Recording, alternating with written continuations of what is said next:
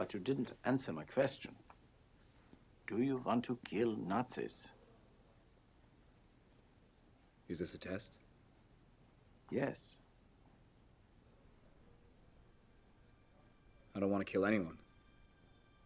I don't like bullies. I don't care where they're from. Well, there are already so many big men fighting this war. Maybe what we need now is a little guy, huh?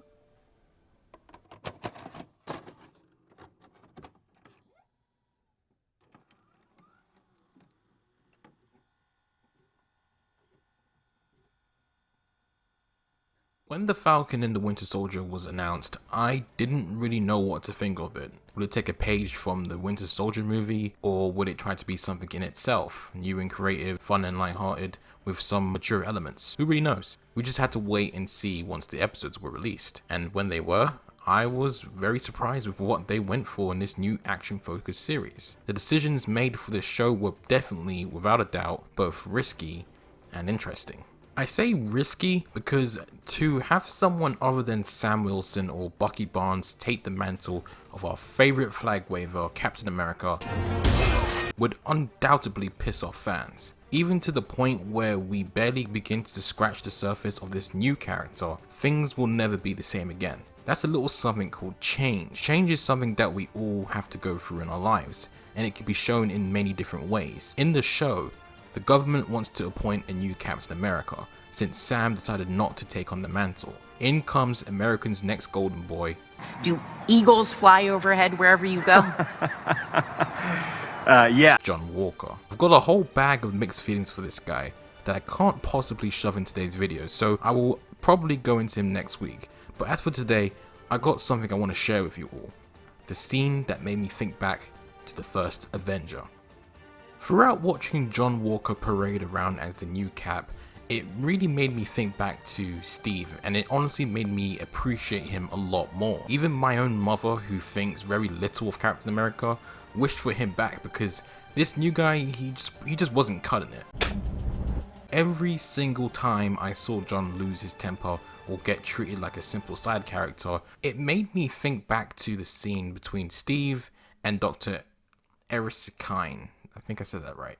In this scene, we get a brief bonding moment between the Doc and Steve, where he goes into detail about the movie's antagonist, Red Skull, but he also talks about the super soldier serum and how it can amplify the nature of its host.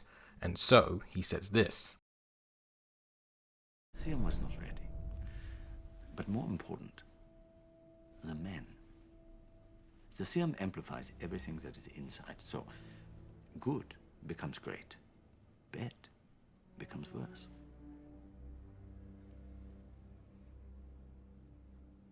This is why you were chosen. Because a strong man who has known power all his life may lose respect for that power. But a weak man knows the value of strength and knows compassion. Whatever happens tomorrow, you must promise me one thing. That you will stay who you are. Not a perfect soldier, but a good man.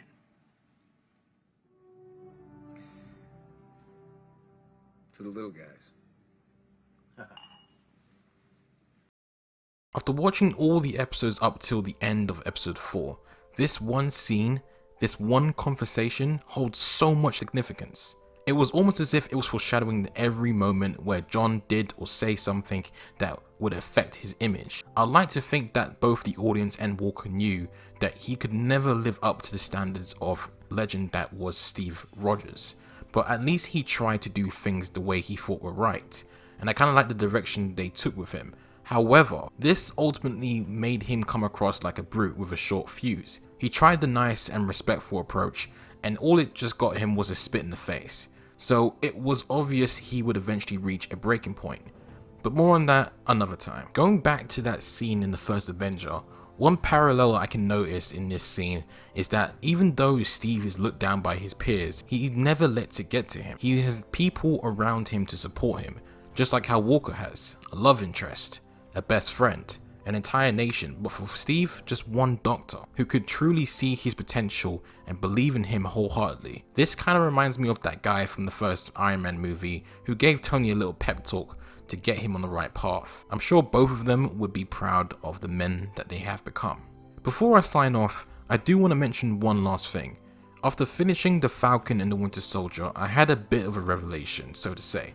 It made me think back on the ideology of Captain America and what it stands for. Correct me if I'm wrong. I mean, well, I am from the UK after all, so maybe I'm not exactly hitting the target when saying this, but I don't think it really matters who's wearing the mantle. What matters is what they fight for.